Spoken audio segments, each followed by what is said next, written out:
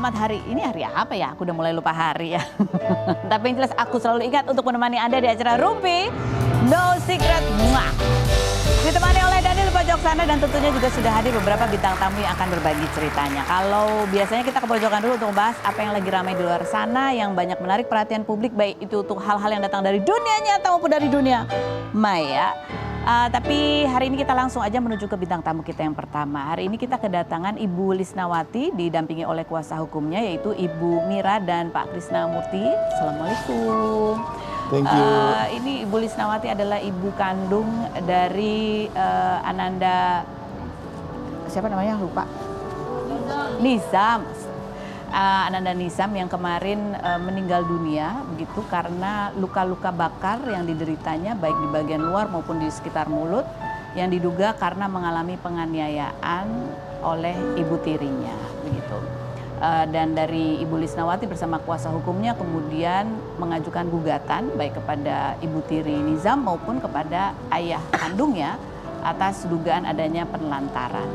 Sebenarnya seperti apa kisahnya, bagaimana Nizam ini bisa berada di dalam pengasuhan ayah kandungnya dan benarkah memang Ibu Lisnawati ini selama 4 tahun tidak bisa atau dihalang-halangi bertemu Nizam, atau sebetulnya memang Ibu Lisnawati sendiri yang mempercayakan sepenuhnya pengasuhan Nizam ini kepada ayah kandungnya. Sebelumnya kita lihat dulu profilnya berikut ini. Oke, kita sudah bersama dengan Ibu Lisna. Ibu, sebelumnya kami turut berduka atas kehilangan yang dialami Ibu Lisna begitu ya. Kita lihat dulu ini berita tentang meninggalnya Nizam karena dugaan mengalami kekerasan dari ibu tirinya. Ini kan juga sempat viral kan, ada video pada saat Nizam masih dirawat di rumah sakit gitu, dia sempat mengucap mama gitu yang merujuk pada ibu tirinya. Ibu Lisna sendiri, Ibu mengatakan 4 tahun nggak ketemu sama Nizam. Iya. 4 tahun. Dan 4 tahun. Kan sebelumnya sampai umur 7 tahun Ibu yang merawat ya? Iya. Sampai 7 tahun Ibu. Sebetulnya pada saat itu apa yang terjadi sampai Nizam akhirnya dirawat oleh ayah kandungnya? Karena anaknya mau pesantren, mau ke pondok. Mau ke pesantren, pondok yang rumahnya dekat dengan ayah kandungnya. Iya. Begitu. Emang anak yang mau? Emangnya anaknya yang mau. Terus? Jadi ibu yang antar? Saya yang antar sama ibu saya. Ke rumahnya ke bapaknya? Rumahnya. Bukan ke rumah bapaknya. Ke pesantren? Pondok, ke pesantren. Oh, ke pesantren. Oke, terus? Terus di situ lost komunikasi sama saya. Kenapa bisa lost komunikasi? Karena sering ditutup-tutupi sama mantan suami juga. Bahkan mau nelpon juga susah gitu. Mau video callan, mau apa, mau ngomong juga susah gitu. Jadi kan ibu mengantarnya ke pondok nih, pondok pesantren. Iya. Tapi waktu itu komunikasi dengan ayahnya masih baik? Masih baik. Masih bisa ngobrol gitu? Masih bisa ngobrol, tapi sama anak susah gitu. Sama anak susah? Padahal sebelum-sebelumnya nggak apa-apa? Tapi anak pegang handphone sendiri kan? Enggak. Oh, anak nggak pegang handphone? Enggak. Lalu apa usaha ibu waktu itu kalau nggak bisa komunikasi sama anak? Ya terus saya nanyain sama kakak-kakaknya, sama saudara-saudaranya, sering saya nanyain. Bahkan Nizam baik-baik saja, alhamdulillah, tapi hati saya senang dari situ gitu. Jadi saya lebih percaya, oh iya berarti anak saya berarti gitu. Berarti baik-baik aja dan terpenuhi apa kebutuhannya gitu. Jadi 4 tahun sama sekali nggak pernah?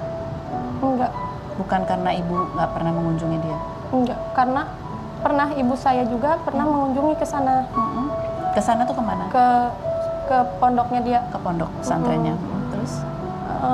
Mengunjungi ke pondoknya dia, bahkan anaknya juga pengen ikut sama ibu saya. Di situ dilarang juga ibu saya. Sama ayahnya. Sama ayahnya. Sama ayahnya. Kenapa kita bertanya begini? Karena ada statement ya dari ayahnya Nizam gitu ya, yang mengatakan bahwa dia merasa banyak fitnahan gitu dari keterangan-keterangan mungkin dari beberapa wawancara ya. Kita simak berikut ini. Secara diam-diam. Nggak pernah ya, ibu nggak pernah ngomong? Iya, nggak pernah ngomong kayak gitu. Ibu 4 tahun betul-betul nggak pernah ketemu, nggak pernah ngobrol sama Nizam? Enggak. Kenapa waktu itu bukan ibu sendiri yang datang ke pondok itu? Kenapa neneknya yang datang? Karena susah biaya juga waktu itu. Susah, baru-baru mau ke sana gitu. Jauh memang Jauh, lokasi. memang lokasinya jauh juga. Ibu tinggal di Cianjur kota, sementara Nisam pondoknya di Jampang Surade. Oke. Jadi ibu kesulitan biaya. Kesulitan biaya juga. Masih saya sedih sekali ya Bu.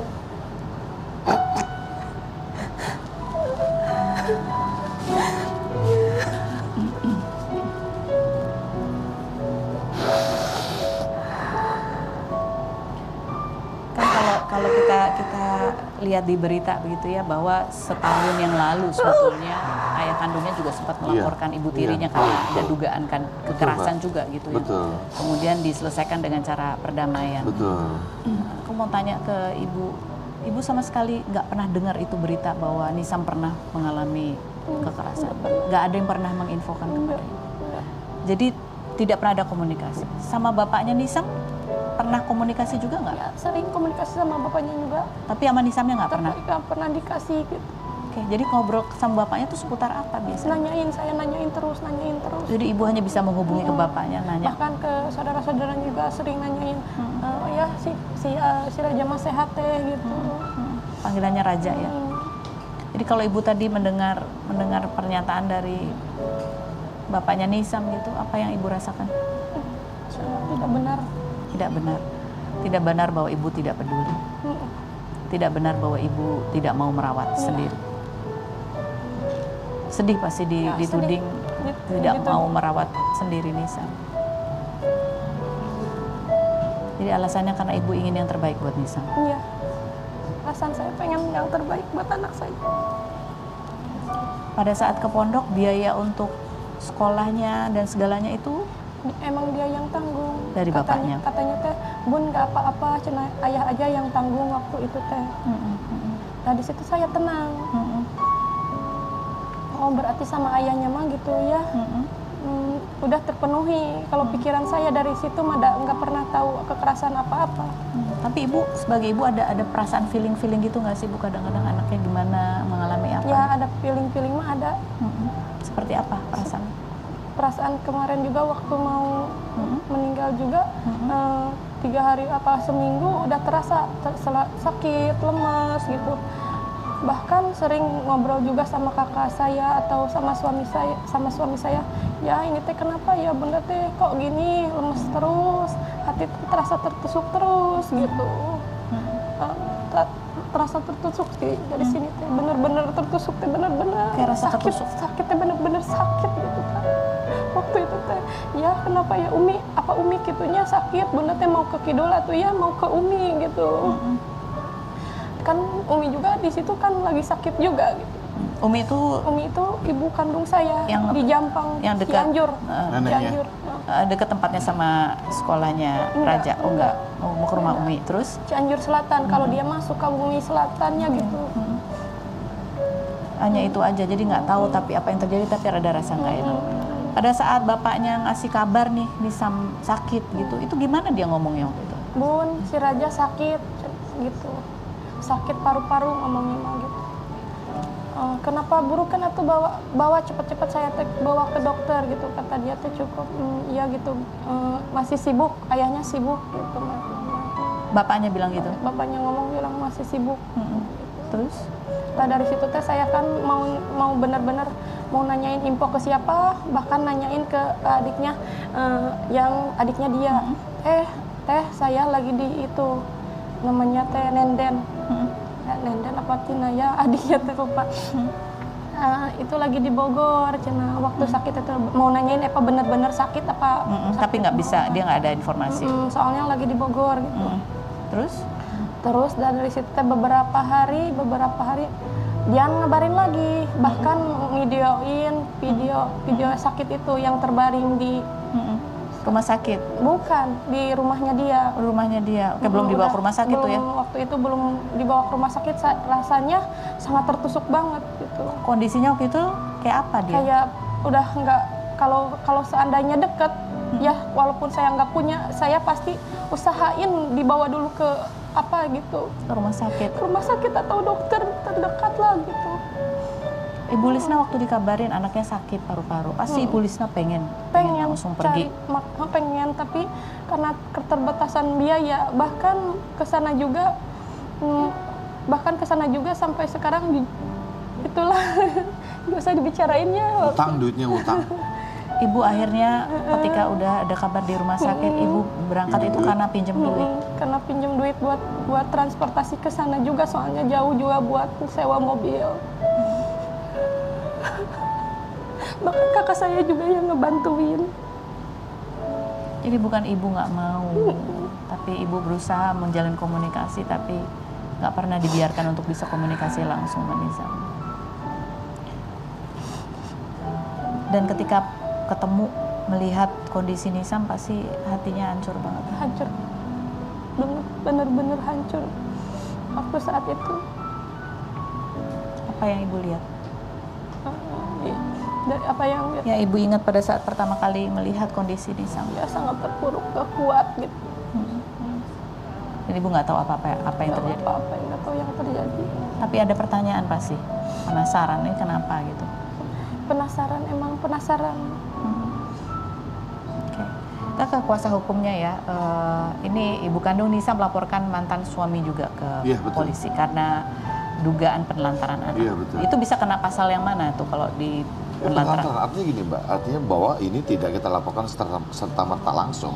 Kita melihat kan ada statementnya, kan mantan suaminya itu di beberapa podcast atau di beberapa media, dia katakan kan bahwa 1 tahun yang lalu pernah dilaporkan, kan begitu. 1 tahun yang lalu pernah dilaporkan, lalu terjadi mediasi sehingga dicabut laporannya karena dia istrinya minta maaf dan bersujud. Lalu kemudian ada lagi statementnya dia bahwa pernah kejadian si Nizam itu ditimpuk oleh kakak angkatnya itu kan, yang sampai bocor ininya, tapi ibu tirinya tetap membela anak angkatnya. Nah, kita lihat dari peristiwa itu. Nah, harusnya fungsi pengawasannya karena dia tahu ya kan bahwa tipikal istrinya seperti ini harus membahayakan gitu loh ya kan.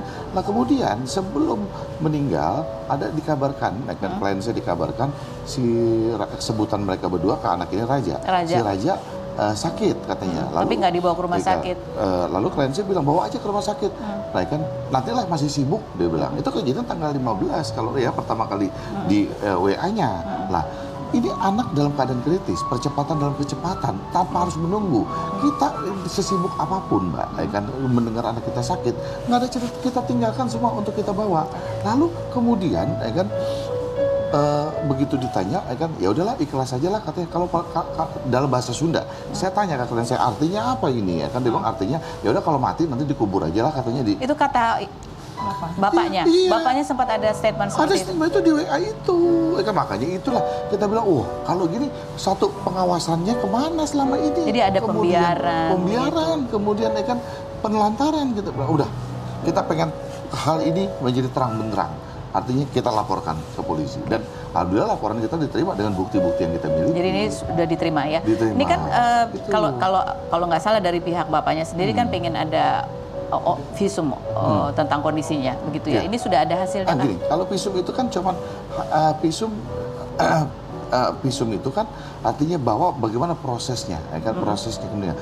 Tapi kan ketika mama tirinya dijemput oleh polisi, lalu dia diperiksa, ya kan lebih dari 24 jam kan artinya bahwa dia harus ditentukan statusnya. Sampai saat ini berarti kan dia telah dinaikkan penyidikan menjadi tingkat tersangka, sehingga terjadi penahanan. Berarti ada 2 alat bukti, ya kan tentang penganiayaan itu sendiri, ya kan baik itu saksi, ya kan bukti dan sebagainya polisi sudah megang. Nah, kalau masalah ikan visum dan lainnya itu prosesnya kan melalui pakai benda tumpul atau apa dan sebagainya. Tapi pembuktiannya kan sudah ada, maka sudah polisi ada. sudah. Jadi benar bahwa kayak dugaan bahwa dia disuruh minum air mendidih itu.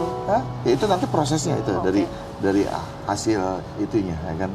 Jadi detailnya nanti. Ya, tapi bahwa nanti memang meninggal karena adanya kekerasan. Kita dengar tadi ya, kita dengar dari tadi bahwa mereka mau preskon hari ini katanya. Oh hari ini katanya mau preskon. Iya, mau preskon gitu. Dari pihak kepolisian ya, kan hasil menggelar otopsinya. Gitu hasilnya seperti apa?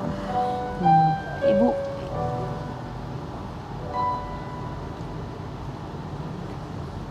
Ibu Lisna ketika melihat video yang sempat beredar dan viral gitu ya di awal-awal ini sama si masih sadar waktu itu, yang belum nggak bisa komunikasi tapi dia bisa sedikit. Apa yang ibu rasakan pada saat lihat video itu? Sangat sakit. Sangat sakit. Ibu sempat ketemu dengan ibu tirinya. Apa? Ketemu sama ibu tirinya. Enggak. Di pemakaman nggak ketemu? Enggak ketemu, Bang.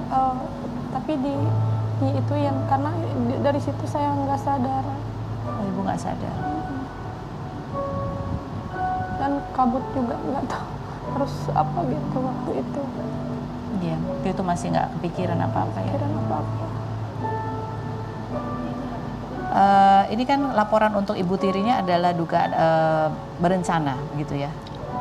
Bukan, dia Kak. pasalnya itu kan Pasalnya? kena undang-undang pelindungan anak. Justru kita kemarin diskus dengan penyidik pada saat kita laporkan mantan suaminya Bu Lisna, kita juga mau melaporkan sendiri dengan pasal perencanaan pembunuhan. Karena dia tahu kan bahwa bagaimana cara menyakitinya dan kapan mau menyakitinya, bahwa si ibu tirinya ini.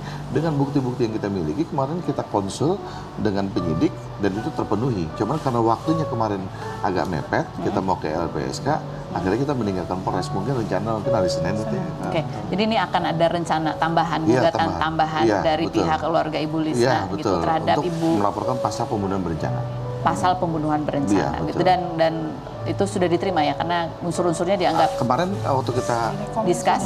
direkom sudah. Ya. Jadi apa pertimbangannya bahwa dia tahu bagaimana Iya, ya, terus berulang kali kan. dan berulang Iya, kali. betul. Jadi ada diduga Iya, ada tujuan memang Iya, betul. untuk melakukan hal yang fatal. Iya, iya. Oke, baiklah. Sementara kalau kita lihat dari statement bapaknya ya, bapaknya Raja atau bapaknya Nisam gitu ya. Dari pihak kuasa hukum sendiri melihatnya gimana? Kan dia merasa kayak ada fitnah, justru melempar balik tuduhan. Ya, maksudnya gini, kita nggak usah terlalu mengembang ke sana kesini itu mau fitnah atau apa dan sebagainya. Anak ini lahir ya kan dari kecil sampai umur 7 tahun Sama ibunya. sama ibunya, ya kan dengan keadaan sehat, bahagia dan sebagainya. Sekarang ya kan ketika beralih, ya kan matinya anak itu aja lah, ya kan maksudnya. Kenapa mesti mati gitu loh? Artinya bahwa prosesnya ini kenapa mati? Ya siapa yang mesti bertanggung jawab? Nggak usah lempar ke sana ke sini. Nggak lempar sana ke sini karena Ya. kenyataannya pada saat itu memang sedang diasuh di bawah Ya. pengawasan bapaknya. Itu aja intinya. Bukan ada tambahan. Silakan. Dia ada yang mau ditambahkan? Jadi begini Mbak, kita melihat konteksnya, kenapa kita melaporkan bapaknya Nizam.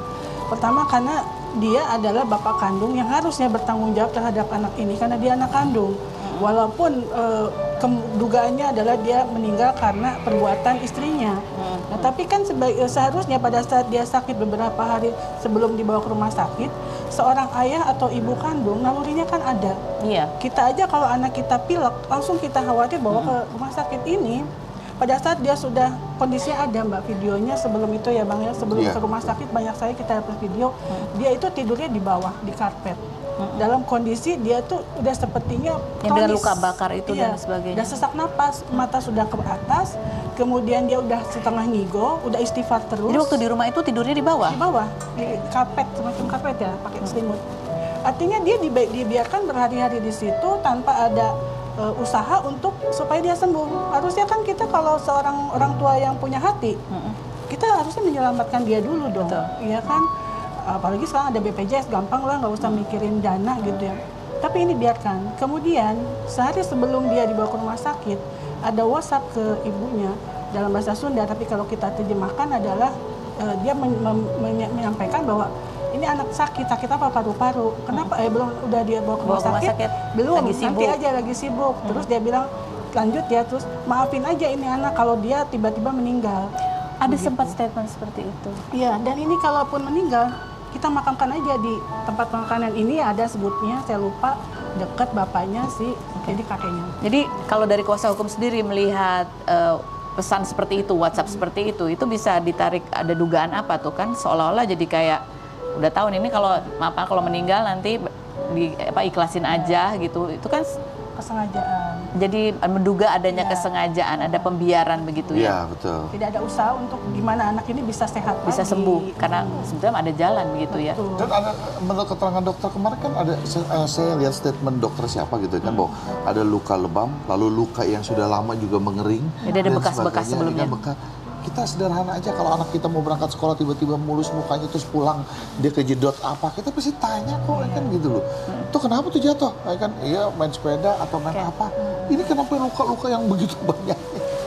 Ibu Lisna sendiri kan berusaha mencari tahu gitu ya, tanya ke adik-adiknya atau saudara-saudaranya mantan suami ya. Mereka nggak pernah cerita apa gitu, sedikit pun tidak pernah cerita apa. Nggak ada waktu itu. Nggak ada. Sehat aja. Sehat aja udah Sehat ngomong. teh gitu. Kan jadi tenang ke sayanya juga dari situ mah. Kalau saya kalau ngehubungin ke adik-adiknya aja, si Raja mah sehat teh gitu. Cuman itu aja. Cuman itu aja. Ya syukurlah hati saya tenang juga kalau udah nanyain hati tenang gitu. Ibu Lisna sendiri kan bercerita bahwa pernikahannya salah satu penyebab berakhir itu karena ada mengalami kekerasan juga begitu ya. Tapi komunikasi sejauh ini walaupun tidak boleh ngomong sama Raja, komunikasinya Iya. baik sama bapaknya Raja itu baik atau berantem terus? Sering Mas? berantem terus. Mm-mm. Emang susah gitu. Emang susah. Mm-mm. Kalau emang takut tuh. Siapa yang takut? Ibu Saya takut. takut. Ibu takut. Takut. Mungkin trauma. Mm-mm. Ibu takut juga kalau ketemu dia. Apa yang pernah ada pengalaman buruk sekali berarti sehingga ada rasa takut kalau ketemu.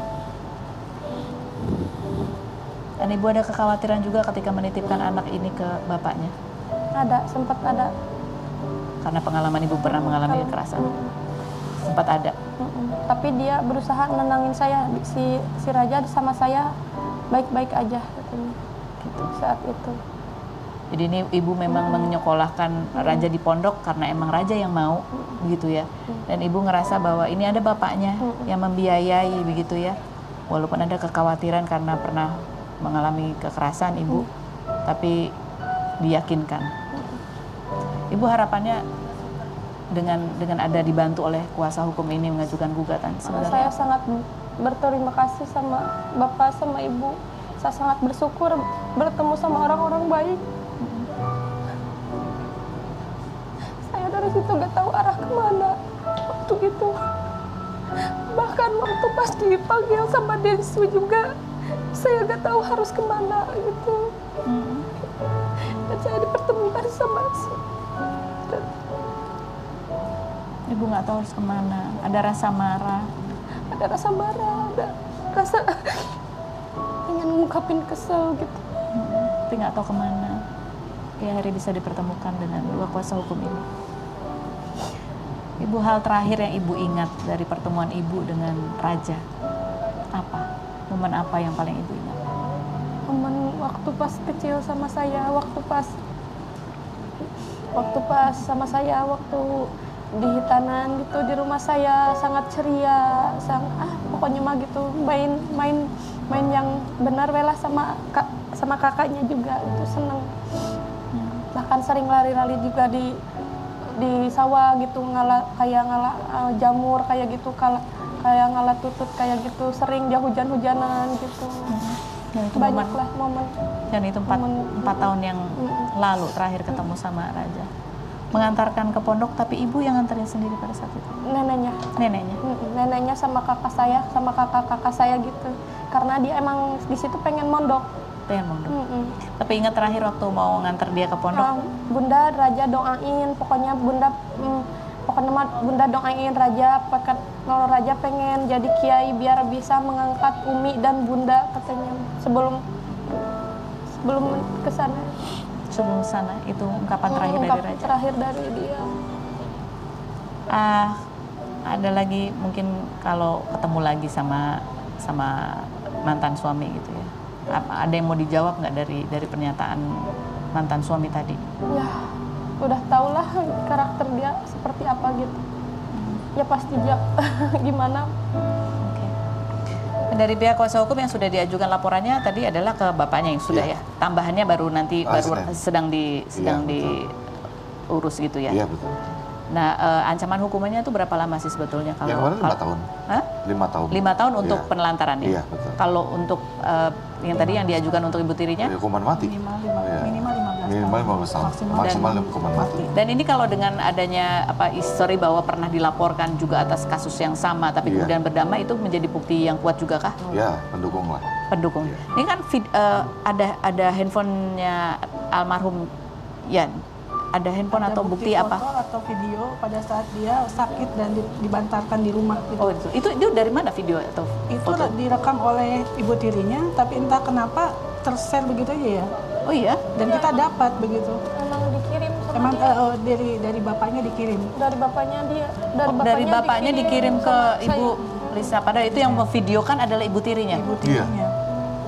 Kan agak aneh ini. Jadi ibu tirinya itu memvideokan pada saat Nizam lagi sakit dengan luka Iya. babak belur tidur itu divideokan Iya. begitu. Ada foto-foto juga. Iya, bahkan ada satu kalimat dari anak ini pada saat ibunya video, tolong matiin lampu, terlalu terang. Jadi kayak dia udah menggigil, udah nggak kuat, dia pengen remang. Malah malah ibunya bilang istighfar, cuma gitu. Jadi tidak ada usaha bahwa dia tuh pengen nyaman dalam kondisi dia sakit, dia pengen sedikit nyaman dengan tolong dong matiin lampu, nggak juga dimatiin mbak. Begitu. Astaga. Ini banyak orang tua yang lihat berita itu juga nggak tega begitu ya. Iya. Bahwa orang tua bapak maupun ibu ketika bercerai berpisah, siapapun yang saat itu sedang bertanggung jawab mengasuh begitu ya, harus punya tanggung jawab sepenuhnya gitu ya, terhadap orang-orang yang masuk ke dalam kehidupan anak ini. Kan itu menjadi pesan yang penting juga untuk dicatat begitu ya. Iya, Karena anak kan tidak minta dilahirkan.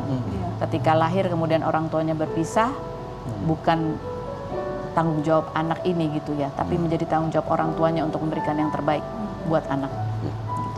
Terima kasih sudah hadir. Semoga kita doakan semoga ini bisa terbaik begitu ya, menjadi pelajaran juga buat yang lain-lain agar tidak semena-mena terhadap anak terutama begitu ya. Dan Ibu Lisna, semoga Ibu diberi ketabahan, Kuat doa. kekuatan. Doanya aja. Doain selalu ya supaya kuat dan tabah Amin, amin, dan sehat selalu. amin, amin. Kita akan kembali lagi dengan Ola Ramlan dan Tristan. Selain berikut ini jangan kemana-mana, tetap di Rumpi Muslim.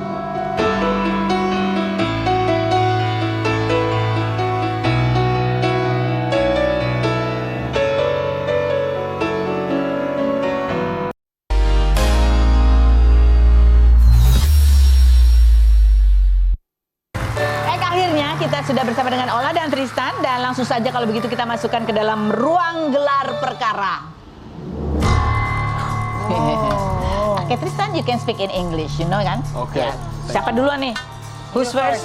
You first. I first. Stop what? Stop overthinking. Stop overthinking. Stop complaining. Stop speaking English. Stop too much hair. Stop the makeup. Hah? I don't do too much makeup. You do. Too much or too long? 1 jam makeup setiap hari. No, yeah. No. Yeah.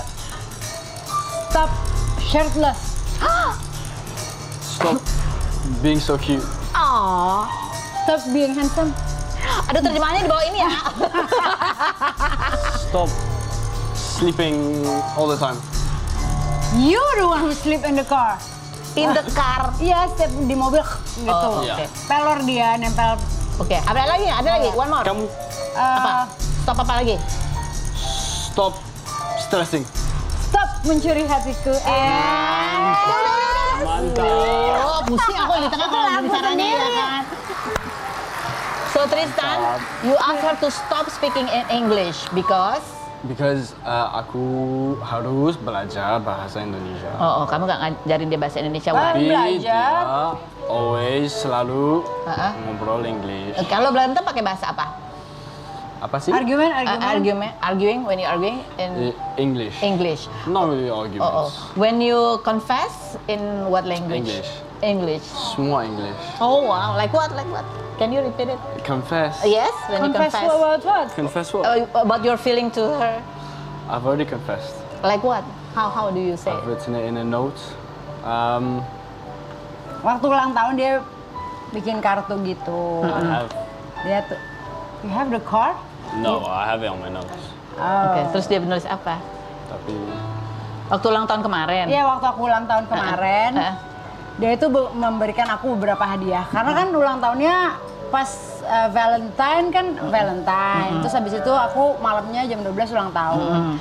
Jadi tuh bertubi-tubi lah, dari bunga, kemudian dia siapin apa namanya, jadi dia siapin figura gitu, foto-foto kita dari awal ketemu. Terus dia kan jago gambar, terus dia draw. Terus dia tulis apa? Terus udah itu dia nulis di sebuah kartu gitu, feelingnya dia gitu. Selama ini kan aku nggak pernah tahu ya, maksudnya ya aku juga waras ya. Maksudnya aku juga, ini relationship kan gapnya, age-nya sangat jauh gitu. Terus aku juga nggak nyangka siapa sih yang mau, kan aku juga satu nggak mau divorce, nggak mau ini, nggak mau itu. Terus tiba-tiba ketemu sama Tristan yang lebih muda, tapi cara berpikirnya dewasa.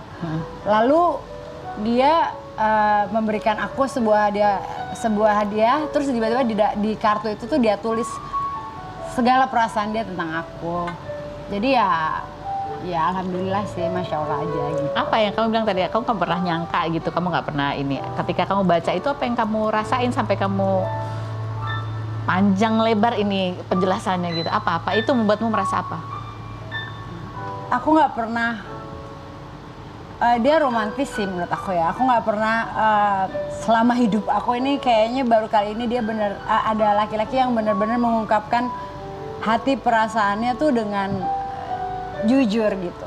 Selama ini mungkin ada ego, ada gengsi, ada apa ya. Ini dia ungkapin dan dia selalu, aku tuh selalu tersentuh dengan, kalau dibilang cantik ya gimana, aku selalu tersentuh kalau dibilang kuat, kalau dibilang you have to love yourself gitu. Which you have to love yourself the way I love you. Oh, kita akan kembali setelah berikut ini. Jangan kemana-mana, tetap di Rumpi.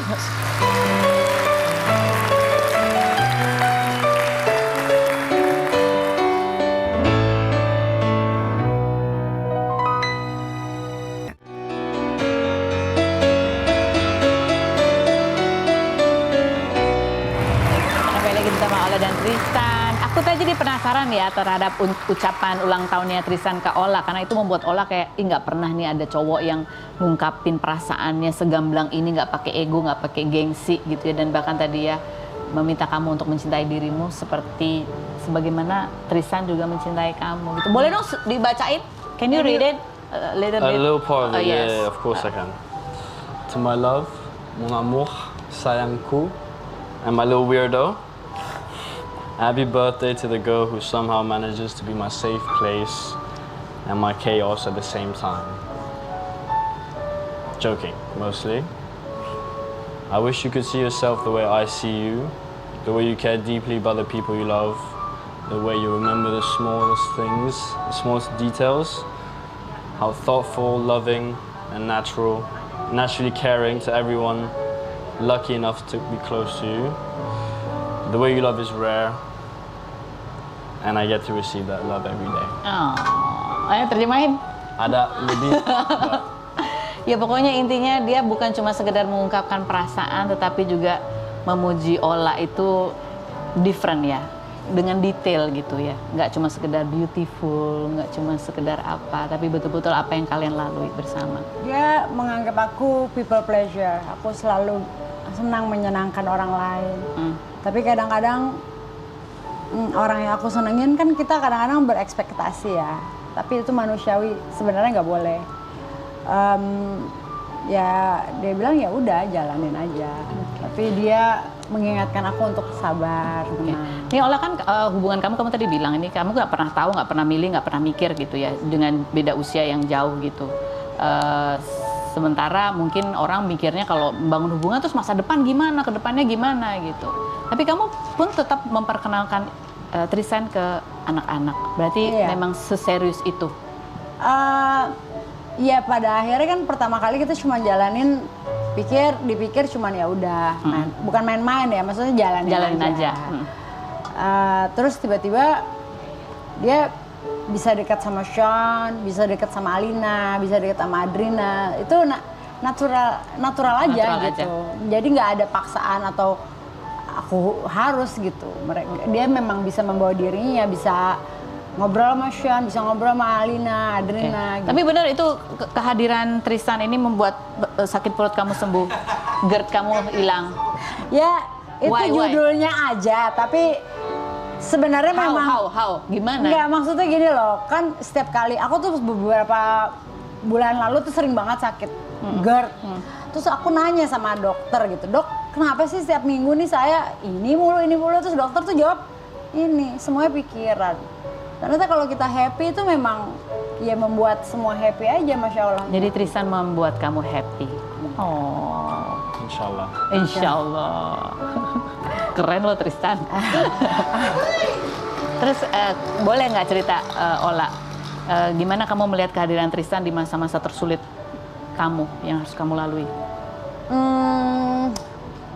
Ya lucunya Mama itu kan udah sakit-sakitan waktu itu ya. Kemudian Mama pada saat itu meninggal dan aku lagi deket sama Tristan. Nah di situ aku ngelihat dia pasang badan buat aku. Maksudnya semua aku beberapa deket sama laki-laki gitu. Mereka kayak ya satu kan mungkin nggak mau tersorot media. Wih sebenarnya Tristan juga nggak mau gitu loh. Dia kan maksudnya nggak pengen terkenal gitu, biasa aja gitu. Cuman ya kebetulan dia di Indonesia, ketemu di series yang sama, ya akhirnya kita Dia ada. bersama, Dia hadir dan mendampingi kamu. Dan pada saat Mama sakit, terus Mama mau meninggal, tiba-tiba ada Tristan. Jadi kayak pas aja waktunya gitu loh. Ada seseorang lagi di dalam Ada seseorang hidup ya di hidup kamu yang menjadi penenang. Iya. Dan for you, she's also what your storm? No, your storm ya.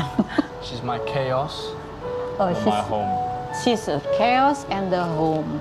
Jadi kadang tenang, kadang chaos. Yeah. Tapi itulah keseimbangan. So ini real ya, Insya Allah ya. insya Allah. Jadi tanggal berapa? Enggak ya? Ya, enjoy aja ya. Online Tristan, thank you so much for coming, for sharing the story. Thank you for inviting us. Karena kehadiran orang bukan diukur dari berapa usianya, tapi kehadiran seseorang dalam hidup seseorang itu seperti apa maknanya. Gitu. Karena kedewasaan itu bukan tergantung dari usia. Yang aku berdekat sama yang 50 tahun pun kadang masih kelihatan Anak-anak. Iya, dia dewasa banget. Kamu punya teman lagi nggak dewasa? Kita akan ketemu lagi setiap hari di acara Dompet.